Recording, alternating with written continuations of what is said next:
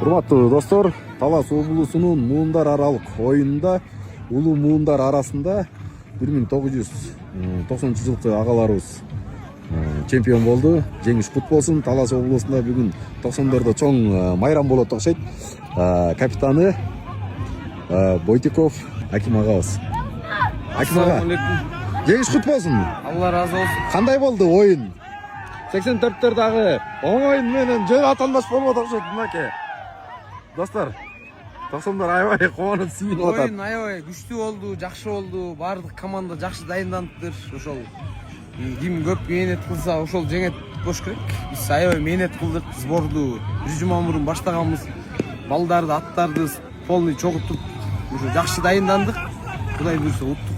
Бүгүн 84 жылкы байкелер менен финалга чыктык. Эми алардан биз билинбей эле 6 жаш кичүү экенбиз. Эми 6 жаш кичүүлүктө эле ушу возраст өзүнүкүн берип койду окшойт ушу. Бирок куштуу атандаш болду, 1-0 эсебинде уттуңар да. Күчтүү атандаш болду. Байкелер мыкты экен. Аларга да ийгилик, алардын да орну кут болсун. Куттуктайбыз. Рахмат. Чемпион болушуңар менен.